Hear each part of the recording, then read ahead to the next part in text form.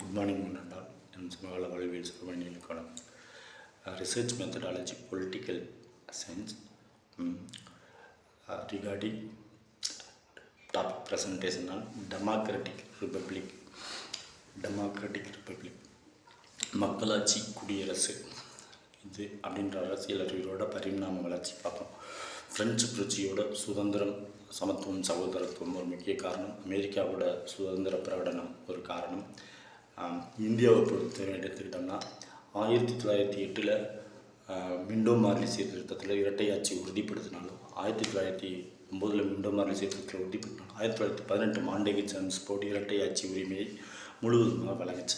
இந்த 1918 பிறகு தான் இந்தியாவின் சுதந்திர அரசியல் அல்லது இந்தியாவின் மக்களாட்சி குடியரசு எப்படி இருக்கணும், மக்களாட்சினா மக்கள் அனைவரும் சமம், எல்லோரும் நாட்டு மன்னர்கள்னு அரசாங்கத்தில் இருக்கணும். குடியரசுனா அரசின் தலைவராக மக்கள் எல்லா மக்களும் இருக்கணும். இதுதான் மக்களாட்சி குடியரசுக்கான உலகளாவிய இன்டர்நேஷ்னல் வரையறை. அப்போ 1900 மாண்டேகு ஜேம்ஸ் போர்டு சீர்திருத்தம் வந்து இரட்டையாட்சியை உறுதிப்படுத்தினதுக்கப்புறம் தமிழ்நாடு, இந்திய துணைக்கண்டம், ஒட்டுமை பாகிஸ்தான் உட்பட, வங்காளதேசம் உட்பட, எல்லை காந்தின்னு சொல்லக்கூடிய கானம் அது வரைக்கும் கூட இந்த மக்களாட்சி குடியரசை பிரிட்டிஷ் இந்தியா நமக்கு தர தயாராக இருந்தாலும் மக்களாட்சி குடியரசை இந்த காரணங்களால் அடைய முடியாமல் போயிடும். அதனால் இந்த பிரச்சனைகள் இருக்குது, இந்த ஸ்பெசிஃபிக் ப்ராப்ளம் இது தீர்த்தா தான் மக்களாட்சி குடியரசு அமையும் அப்படின்னு சொன்ன அந்த ஸ்பெசிஃபிக் காசஸ் அண்டு சொல்யூஷன்ஸில் தான் இந்திய சுதந்திர போராட்ட தலைவர்களும் தமிழ்நாட்டு அரசியல் அறிஞர்களும் மாறுபட்டாங்க. மத ரீதியாக காலங்காலமாக இந்தியாவில் அந்நிய படையெடுப்புகளால் தோற்கடிக்கப்பட்டவங்க மக்களாட்சி குடியரசுக்கு நம்பின வரையறை கடவுள் நம்பிக்கை. அதில் இந்து மத நம்பிக்கை உடையவர்கள் RSS போன்றவங்க, இஸ்லாமிய மதம் நம்பிக்கை உடையவங்க ஜின்னா வழியில் போனாங்க. அதே மாதிரி காலங்காலமாக மக்களாட்சியும் குடியரசும் அமைக்காமல் போனதுக்கு காரணம் கருத்து முதல்வாதம், பொருள் முதல்வாதம், டயாலக்டிக் மெட்டீரியலிஸ்ட், கார்ல் மார்க்ஸ் எங்கெல்ஸ் சொன்ன மாதிரி வர்க்க முதலாளி வர்க்கம், தொழிலாளி வர்க்கம் அப்படின்ற கான்செப்டை முன் வச்சாங்க. அதை ஏற்றுக்கிட்ட இந்திய தலைவர்கள் பொலிட்பியூரோ, சோசியலிஸ்ட், எல்லா மக்கள் உழைக்கும் தொழிலாளர்களோட ஒரு அரசு அமையணும், மற்ற அரசெல்லாம் ஆர்மி, போலீஸ் இதெல்லாம் உலர்ந்தும் முதிர்ந்தும் போகுது, விதரவே அப்படின்னு சொன்னாங்க. அதை நம்பிக்கை உடையவங்க பொலிட்டிக்கல் சயின்ஸில் வர்க்க பிரச்சனையை பொருளாதார உயர்வு தாழ்வை ஸ்பெசிஃபிக் ப்ராப்ளமாகவும் அதுக்கு ஒரு சோசியலிஸ்ட் ஸ்டேட் சமத்துவ பொருளாதார இதை வந்து சொல்யூஷனாகவும் முன் வச்சாங்க. அப்புறம் இன ரீதியாக இந்திய துணைக்கண்டத்தோட 4 திசைகள்லையும் இனம் வெவ்வேறாக இருக்குது. விந்திய சத்புரா மலைத்தொடருக்கு மேலே இருக்கவங்க வெவ்வேறு தட்பவெப்பநிலை. இந்திய சத்புராக்கு தெற்கு இருக்கவங்களோட தட்சிண பாரதம், அவங்களோட தட்பவெப்பநிலை, பழக்க வழக்கம், உணவு, மொழி எல்லாமே வேறு. இப்படி இந்திய துணைக்கண்டத்தின் 4 திசைகள்லையுமே இன ரீதியாக அரசியலை முன்னெடுத்தாங்க. அடுத்து மொழி ரீதியாக இந்த மொழினால தான் நாங்கள் இந்த தாய்மொழியை சேர்ந்த நாங்கள் அடக்கப்பட்டோம். அதனால் நாங்கள் வந்து மக்களாட்சி குடியரசை அமைக்கணும்னா எங்கள் மொழியை சேர்ந்தவங்க இருக்கணும், எங்கள் இனத்தை சேர்ந்தவங்க இருக்கணும், எங்கள் மதத்தை சேர்ந்தவங்க இருக்கணும், எங்கள் உழைக்கும் தொழிலாளி வர்க்கத்தை சேர்ந்தவங்க இருக்கணும்னு சொன்னாங்க. அதே போல் ஜாதி ரீதியாக பாகுபடுத்தப்பட்டவங்க, ஜாதி தான் இங்கே பெரிய பிரச்சனை. அதனால் எங்கள் சமூகத்தை சேர்ந்தவங்க, குலத்தை சேர்ந்தவங்க இன்னும் பங்கேற்கணும், எல்லோரும் ஈக்குவலாக. மக்களாட்சி குடியரசில் மாற்று கருத்து எந்த அரசியல் சுதந்திர போராட்ட வீரர்களுக்கோ தமிழ்நாட்டின் முன்னணி அரசியல் அறிவியல் அறிஞர்களுக்கோ மாற்று கருத்தில். ஆனால் அந்த மக்களாட்சி குடியரசை அனைத்து மக்களும் அரசாங்கத்தின் தலைவர் அரசாங்கத்துக்குள்ளே இருக்கணும், அனைத்து மக்களின் பிரதிநிதி வந்து அரசின் தலைவராக ஸ்டேட் கவர்மெண்ட்டும் மக்களாட்சி ஸ்டேட் அரசு எல்லாத்துலேயுமே மக்கள் யாருனாலும் அங்கே நிற்கணும் அப்படின்றது தான் இந்த ஸ்பெசிஃபிக் ப்ராப்ளம். ஜாதி ரீதியாக, மத ரீதியாக, இன ரீதியாக, மொழி ரீதியாக அல்லது பொருளாதார வர்க்க ரீதியான்னு பிரிந்து இருக்கிறப்ப 1918 மாண்டேகு ஜேம்ஸ் போர்டு ரொம்ப முக்கியமானது இரட்டையாட்சி.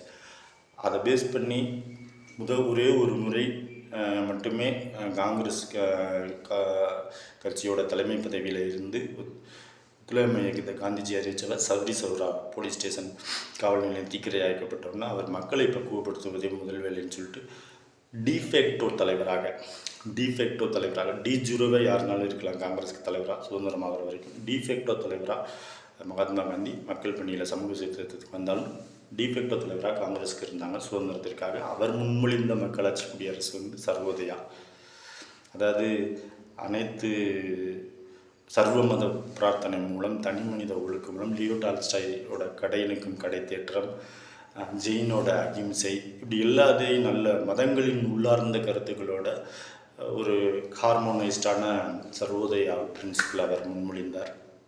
அதே சமயம் வட இந்தியாவில் உத்தரப்பிரதேசத்தில் என்ன நிலவுச்சுன்னா, காலங்காலமாக இந்த மக்களாட்சிக்குள்ளேயும் அரசுக்குள்ளேயும் மக்களாகிய நாங்கள் பங்கேற்காததுக்கு காரணம் நாங்கள்லாம் ஓபிசி பேக்வேர்ட் கிளாஸஸ் அப்படின்ற காரணத்தினால, அதனால் அந்த ஈக்குவாலிட்டி வரணும், டிஸ்கிரிமினேஷன் களையப்படணும்னு ஓபிசி அரசியலை முன்னெடுத்தது உத்தரப்பிரதேசம். அதன் தொடர்ச்சியாக மண்டல் கமிஷன் வந்தது. அதன் தொடர்ச்சியாக தான் விபி சிங் பிரதமர் ஆனாங்க.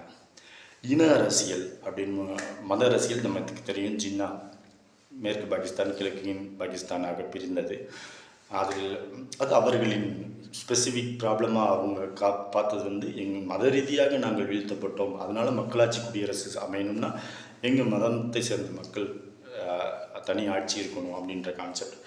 அதே போல் இனம்னு எடுத்துக்கிட்டோம்னா, இந்த 1919 மாண்டேகு சென்ஸ் போர்டு இரட்டை ஆட்சி முறை உறுதிப்படுத்தப்பட்டதுனால இதை பற்றி பேசுகிறேன். அதற்கு பிறகு 29, 30, 31 3 வட்ட மேஜை மாநாடுகள் நடக்குது. இரட்டைமலை சீனிவாசனும் தமிழகத்திலிருந்து இரட்டைமலை சீனிவாசன் அவர்களும்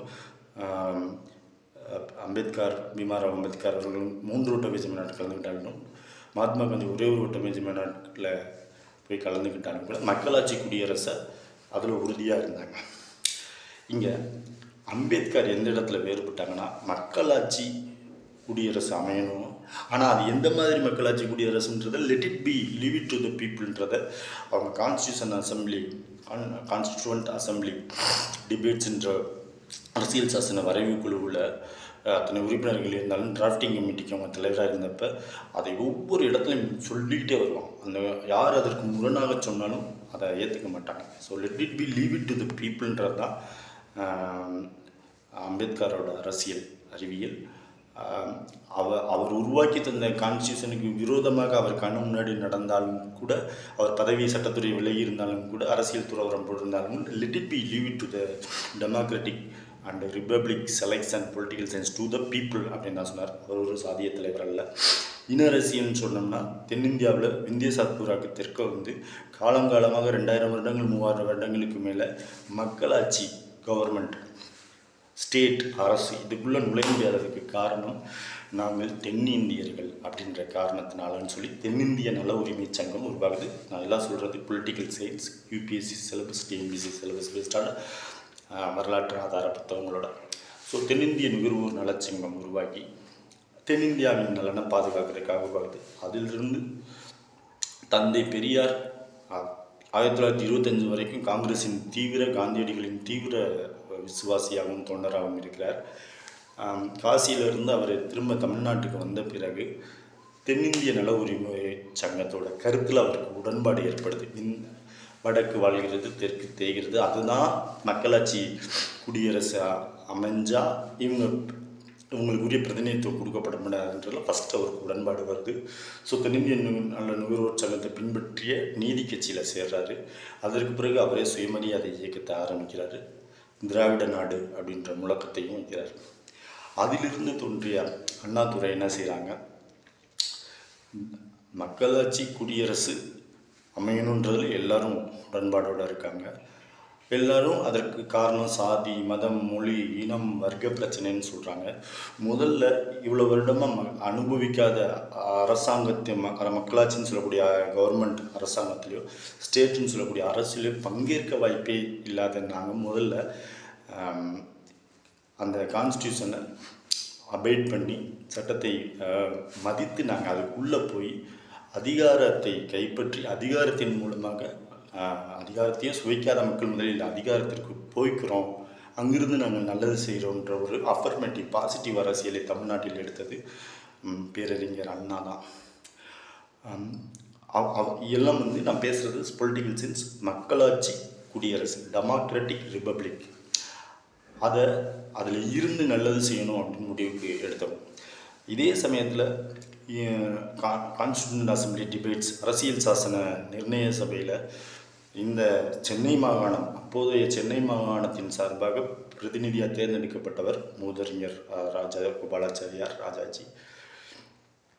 தன் மகன் இறந்தபோது கூட குறை ஒன்றும் இல்லை மறைமூர்த்தி கண்ணா அப்படின்ற பாடலை எழுதிய ஒரு ஆன்ம வலிமை மிக்கவர். அவர் முதல் இந்தியாவின் கவர்னர் ஜெனரலாக நியமிக்கப்பட்டார். சுதந்திர இந்தியாவின் 1947 ஆகஸ்ட் 15 சுதந்திரம் அடைகிறோம். 1950 ஜனவரி 26 குடியரசு தினம்னு அறிவிக்கிறோம்.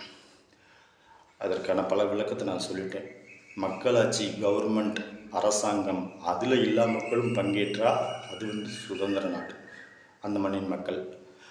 அதே இது அரசின் தலைவராகவும், ஸ்டேட் அதோட அரசின் தலைவராகவும் நம் மண்ணின் மக்கள் தலைவராக இருந்தாங்கன்னா அது குடியரசு தினம். இதற்கு வழி செய்தது தான் கான்ஸ்டியூஷன், இந்திய அரசியலமைப்பு. அப்போ சுதந்திர இந்தியாவின் கடைசி கவர்னர் ஜெனரலாக மவுண்ட்பேட்டன் இருக்காங்க, கிச்சன் கேபினெட். அப்புறம் முதல் கவர்னர் ஜெனரலாக மூதறிஞர் ராஜகோபாலாச்சாரியர் வர்றாங்க. தென் அவங்க 1952 தமிழ்நாடு முதலமைச்சராக பதவி ஏற்கிறாங்க. நீண்ட நெடிய அரசியல் அனுபவங்களுக்கு பின்னாடி 1967 சுதந்திர கட்சியை ஃபார்ம் பண்ணி அவங்க முதல்ல தமிழ்நாடு அவங்க என்ன பங்களிச்சிருக்காங்கன்னா, அரசியல் சாசன வரைவு குழுவில் சென்னை மாகாணத்தோட பிரதிநிதியாக இருந்தவங்க, முதல் கவர்னர் ஜெனரலாக இருந்தவங்க, தமிழ்நாட்டின் முதல் எலெக்டட் சிஎம், அப்போது முதல் 1952 சிஎம்மாக இருந்தவங்க. அப்போது இருந்த அவங்களோட நிலைப்பாடு ஹிந்தி வேண்டும், பிராந்திய மொழி பிரிவினை கூடாதுன்னு சொல்கிறாங்க. ஆனால் 1956 மொழிவாரி மாகாணங்கள் பிரிக்கப்பட்டிருக்கு. ஸோ எல்லாருமே மக்களாட்சி குடியரசுக்கு ஒரு தடுக்கக்கூடிய காரணிகள், ஸ்பெசிஃபிக் ப்ராப்ளம்னு ஒன்றும், அதுக்கு சொல்யூஷனாக தாங்கள் சார்ந்த மொழி, இனம், மதம், வர்க்கம் இது சார்ந்த ஒரு அரசியல் அறிவியலை சொல்யூஷன் தீர்வாகவும் சொல்லிட்டு வராங்க. அப்போ இரட்டை துருவங்களாக பார்க்கப்பட்ட தந்தை பெரியார், ராஜாஜி, முதறிஞர் ராஜாஜி, இவர் கடவுளை மனிதனை நினைன்றதில் உத்தியாக இருந்தார். மக்களாட்சி குடியரசு அமையணுன்றதில் தந்தை பெரியாருக்கு மாற்று கருத்தே இல்லை. ஆனால் அறிவியல் மட்டும், கான்ஸ்டியூஷனே அரசியலமைப்பு சாசனமே அறிவியலை மட்டும் வைத்து தயாரிக்கப்படலைன்றனால அவர் அதை ஏற்றுக்கிறவே இல்லை. கடைசி வரைக்கும் அறிவியலே நம்பினவர். அதனால தான் தென்னிந்தியாவின் சாக்ரட்டிஸ் நைனா சபையால் பாராட்டப்பட்டு விருது பெற்றார். மூதறிஞர் ராஜாஜி ஆன்மீக நம்பிக்கை உடையவங்க. அதனால் இரட்டை துருவமாக பார்க்கப்பட்டாங்க, எதிர் துருவமாக பார்க்கப்பட்டாங்க. முதல்ல திராவிட நாடு கோஷத்தை தந்தை பெரியார் முன்மொழிகிறாங்க. மக்களாட்சி குடியரசுக்குள்ள நாங்கள் முதல்ல மக்கள் பங்கேற்று ஆட்சி அதிகாரத்தை கைப்பற்றிக்கிறோம்னு அண்ணா அதை வித்ரவே பண்ணிவிட்டு right side affirmative constitutional abiding சிட்டிசனாக மாற்றுறாங்க. மக்களை ஒரு ஆக்கப்பூர்வமான திசைக்கு திருப்புறாங்க. அப்போது இந்த திராவிட நாடு, இந்த பிரிவினைவாதத்தெல்லாம் எதிர்த்து, இந்தி எதிர்ப்பு எல்லாத்தையும் எதிர்த்த முதறிஞர் ராஜாஜி 1967 பிராந்திய மக்களோட மனநிலையும் அறிவையும் பார்த்துட்டு இந்தி வேண்டாம், இந்தி திணிப்பு வேண்டாம், அந்தந்த தாய்மொழிக்கு முன்னுரிமை கொடுங்க, மக்கள் முதல்ல கல்வி அறிவு வேலைவாய்ப்பு பெற்றோம்னு 1967 சுதந்திர கட்சி மூலமாக அப்போதைய ததன் சிஎம் 1967 சிஎம் அண்ணாதுரை அவர்களுக்கு மக்களாட்சி குடியரசை அமைக்கிறதுக்கு தன்னோட ஆதரவை வழங்குகிறாங்க. அப்போதும் கூட ஒரு காலத்தில் ஹிந்தி எதிர்ப்பை சொன்ன தந்தை பெரியார் பிற்காலத்தில் வர்த்தகத்திற்கு வணிகத்திற்கு எது பயன்படுமோ அந்த மொழியை கற்றுக்கொள்ளுங்கள், மதம், இனம், மொழி, வர்க்கம் இப்படி ஒரு வரட்டு பிடிவாதத்தின் எல்லாம் செய்வது காட்டு மிராண்டித்தனம், தமிழ் காட்டு மிராண்டி மொழி என்று சொன்னதற்கான இன்டர்பிரிட்டேஷனாக இருந்தார். வாழ்வாதாரத்திற்கும் வணிகத்திற்கும் பயன்படுத்தாத மொழியை பிடித்து கொண்டு ஏன் இருக்கிறீர்கள் என்ற அறிவியலுக்கு புறம்பான எதையும் ஏற்றுக்கொள்ளாதவர் தந்தை பெரியார். அதாவது மூட நம்பிக்கைகள் தான் மக்களாட்சி குடியரசு அமைவதற்கு தடையாக இருக்குதுன்னு தந்தை பெரியார் நம்பினாங்க கடைசி வரைக்கும். அது அவரோட பொலிட்டிக்கல் சயின்ஸ். பிற்காலத்தில் 1977 ஜேபி மூமெண்ட், ஜெயபிரகாஷ் நாராயணன், இவங்க எல்லாருமே காலங்காலமாக பார்த்திங்கன்னா அமெரிக்கா, சிகாகோ, லண்டனோட ஆக்ஸ்போர்ட் யூனிவர்சிட்டி இங்கெல்லாம் பயிற்சி பெற்று வந்த மருத்துவர்கள், வழக்கறிஞர்கள் தான் இந்திய பொருளாதார வல்லுநர்கள் தான் இந்திய அரசியலில் ஆக்கப்பூர்வமான முடிவுகளை எடுப்பாங்க. ஏற்கனவே நான் சொல்லியிருக்கேன், ஜவஹர்லால் நேருவோட அப்பா மோதிலால் நேரு 1925 இந்தியர்கள் தங்களை ஆளும் அரசியல் அறிவியல் அற்றவர்கள், காட்டு மிராண்டிகள், அதனால் நாங்கள் ஆள்கிறோம்னு பிரிட்டிஷ் கிழக்கிந்திய கம்பெனி சொன்ன அந்த விக்டோரியா மகாராணி கிட்ட சொன்ன அந்த பேரறிக்கை உடைச்சாங்க. அதற்கு காஞ்சிபுரம் பக்கத்தில் இருக்கக்கூடிய குடவுள முறை மக்களாட்சி ஏற்கனவே இந்தியாவில் நடந்திருக்குன்னு மோதிலால் நேரு ஒரு மாடல் கான்ஸ்டிடியூஷனை கொடுத்தாங்க இந்தியாவுக்கு. ரெண்டாவது எம்என் ராய் சோசியலிஸ்ட் பேட்டர்னில் ஒரு கான்ஸ்டிடியூஷனை முன்மொழிந்தாங்க. அதற்கப்புறம் தான் 399 பேர் முதல்ல, அதுக்கப்புறம் 298 உறுப்பினர்கள் சேர்ந்து அரசியல் சாசன நிர்ணய சபையில் 12 குழுக்களாக பிரிந்து வரைவு குழு தலைவராக டாக்டர் பிஆர் அம்பேத்கர் உட்பட இந்திய அரசியலமைப்பு சாசனத்தை நவம்பர் 26, 1949 எனாக்ட் பண்ணுறாங்க. 1950 ஜனவரி 26 என்ஃபோர்ஸ் பண்ணுறாங்க. மக்களாட்சி குடியரசு, டெமோக்ராட்டிக் ரிப்பப்ளிக். ஜேபி மூமெண்ட்டுன்னு நான் சொன்ன 1977 என்ன நடக்குதுன்னா, ஊழல் தான் இந்த மக்களாட்சி குடியரசு அமைவதற்கு ஸ்பெசிஃபிக் ப்ராப்ளமாக இருக்குது. அதனால் சொல்யூஷன் வந்து ஊழலை களையணும். ப்ளஸ் கான்ஸ்டியூஷனல் ஃப்ரேமர்ஸ்ன்னு சொல்லக்கூடிய, கான்ஸ்டியூஷனல் ஆத்தர்ஸ்ன்னு சொல்லக்கூடிய அரசியல் சாசன நிர்ணய சபையை எழுதின அவங்களோட உயிர்ப்பான விஷயங்கள் இருக்கும்ல, மக்களாட்சி குடியரசு, அதை தொடர்புடையது.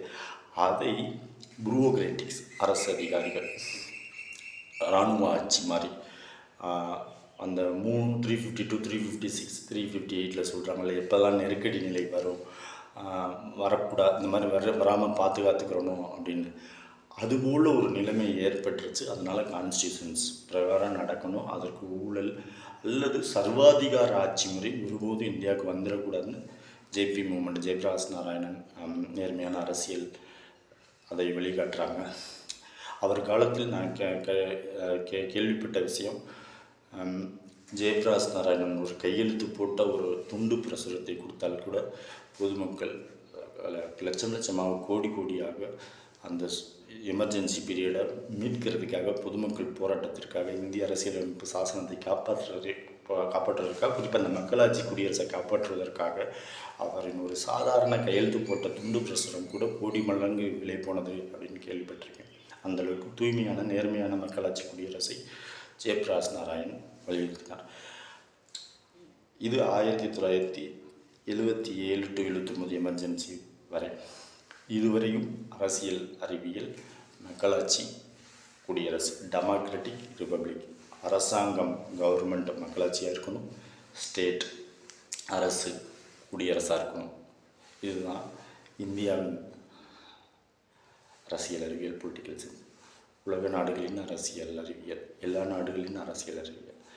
அதற்கு தடையாக இருக்குது ஸ்பெசிஃபிக் ப்ராப்ளம்னு ஒன்று காரணமும், அந்த தடையை நீக்கிறதுக்கு ஒரு சொல்யூஷனும் வைக்கிறாங்கள்ல, அங்கே தான் ஐடியாலஜிஸ் மாறுபடுது. மொழி ஆதிக்கம் காரணம்னு ப்ராப்ளத்தை சொல்கிறவங்க மொழி ரீதியான பொலிட்டிக்கல் சயின்ஸ் அரசியல் அறிவியலை வெளியிடுறாங்க. இன ரீதியாக ஒடுக்கப்பட்டவங்க இன சுதந்திரத்தை, வர்க்க ரீதியாக முதலாளி வர்க்கத்தால் தொழிலாளி வர்க்கம் பாதிக்கப்படும் சொல்கிறவங்க டயலக்டிக்கல் மெட்டீரியலிஸ்ட் கம்யூனிசத்தை வெளியிடுறாங்க. இதுபோல் அக்ரீவ்டு என்னதான் இருந்தாலும் சொல்ல, டாக்டர் பீமாராவ் அம்பேத்கர் ஒரு அப்பளத்தை வச்சு டாட்டா யூனிவர்சிட்டியில் எம்பிஏல இது இன்னும் சொல்லுவாங்க, ஒரு அப்பளத்தை இப்படி நொறுக்கி காட்டினாராம். அவ்வளோதான். தலித்துன்ற வார்த்தைக்கெல்லாம் சாதி அடையாளம்லாம் அவர் கொடுக்கல. நீங்கள் யாருக்காக என்ன செய்கிறீங்கன்னு கேட்டப்ப பீமாராவ் அம்பேத்கர் ஒரு அப்பளத்தை நொறுக்கி காட்டினார். இப்படி யாருடைய உடலோ மனதோ உயிரோ மாண்போ நொறுக்கப்பட்டால் அப்படி நொறுக்காமல் இருக்கும் ஒரு மக்களாட்சி குடியரசுக்காக விரும்புகிறேன்றது தான் அவருக்கு தலித்துன்ற வார்த்தைக்கு அவர் கொடுத்த சொல்லாத மௌனமான சாட்சியம் உடைக்கப்பட்ட அப்பளம். ஸோ அரிஸ்டோக்ராசி காலங்காலமாக கிரேக்கம் தன்னையறி என்று சொன்ன சாக்ரடீஸின் அரசியல் அறிவிலையும் அவரின் அரசியல் மாணாக்கர் அரிஸ்டாட்டில் முன்மொழிந்த எப்பயுமே 3 கிரேசி அமையும். அதில் அரிஸ்டோகிரேசின்னு சொல்லக்கூடிய 3வது வணிகர்களின் ஆட்சி தான் அமையும். கிரேக்கத்தில் அப்பயே தொலைநோக்கு பார்வையோட அரிஸ்டாட்டில் சொல்லியிருக்காரு. அதை நம்புபவர்களும் ஒரு பொலிட்டிக்கல் சயின்ஸ். ரோமானியம், கிரேக்கும் லத்தீனும் கிரேக்கமும் தான் அறிவியலின் மொழியாயிருச்சு. அரசியல் அறிவியலின் மொழியும் அதுதான் கூட, பிகாஸ் வேர்ச்சல்கள் அதில் தான் இருக்குது. ஸோ ஃப்ரெஞ்சு புரட்சி சுதந்திரம், சகோதரத்துவம், சமத்துவம்னா அதன் மூலமாக வித்திட்டது இந்த மக்களாட்சி குடியரசுக்கு. அமெரிக்காவின் சுதந்திரம் பிரகடனம் எல்லாவற்றையும் உள்ளடக்கி இன்றளவும் மக்களாட்சி குடியரசு, டெமோக்ராட்டிக் ரிபப்ளிக் அப்படின்ற ஒரு சயின்டிஃபிக் எவல்யூஷனரி பொலிட்டிக்கல் சயின்ஸை நோக்கி, அறிவு சார்ந்த ஒரு அரசியல் அறிவியலை நோக்கி, மனித உள்ள நன்மைக்காக, இயற்கை வளங்களை பாதுகாப்பதற்கும், மனித வளம், ஹியூமன் ரிசோர்ஸ் டெவலப்மெண்ட் இண்டெக்ஸில் ஒவ்வொரு தடவையும் ஏன் ஃபஸ்ட்டு நார்வே வருது, அமெரிக்கா வரல, அந்த மாதிரி மனித வளத்திற்கு தேவையான எல்லா கட்டமைப்புகள்லையும் ஒரு மக்களாட்சி அரசு, ஒரு குடியரசு, அந்த மக்கள் அனைத்து தரப்பு மக்களும் மனித வளத்தோடு இருக்கணும், இயற்கை வளத்தோடு இருக்கணும், பொருளாதார வளத்தோடு இருக்கணுன்ற உண்மையான ஆரோக்கியமான ஒரு பரிணாம வளர்ச்சி அடைந்து கொண்டிருக்கக்கூடிய மக்களாட்சி டெமோக்ரஸி குடியரசு ரிப்பப்ளிக், மக்களாட்சி குடியரசான டெமோக்ராட்டிக் ரிப்பப்ளிக் என்ற ஒரு சயின்டிஃபிக் எவல்யூஷனரி